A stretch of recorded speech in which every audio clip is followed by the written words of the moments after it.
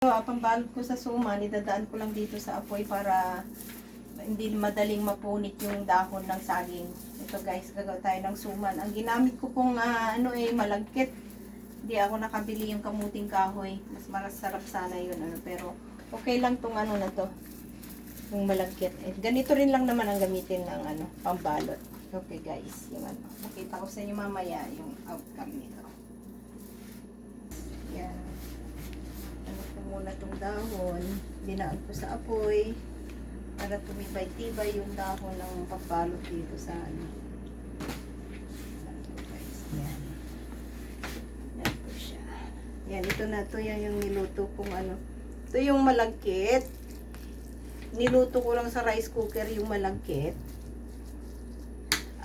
Lagyan ko siya ng gata. Yung malagkit, hinugasan ko muna, tapos lagyan ko ng gata. 4 na cups na malagkit, dalawang ng gata, 2 lata, tsaka 1 tasang asukal. Yun lang guys, ang ihalo natin dyan. Tapos nilagay ko sa rice cooker, lagay ko sa cook mode. Yun, nung naluto na, yan na po ang outcome. Tapos babalutin na natin guys. Ito na po yung pambalot natin. Dinaan natin sa apoy. Yan po. Ayun, may nabalot na ko dito oh. Yan oh. Yan po guys.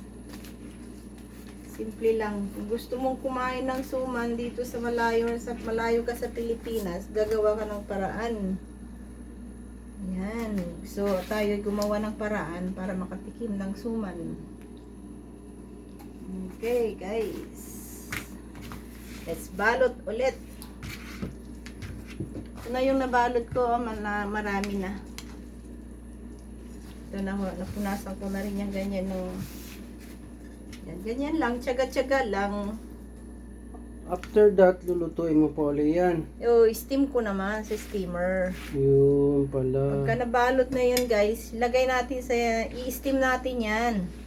Gaano katagal naman ang pag-steam mo? Half hour. Sarap yan. Siguro luto mo na. Matamis ba yan? Hindi masyadong matamis. Ano lang, ang nilagay ko lang 1 cup of sugar sa 4 cups of glutinous rice.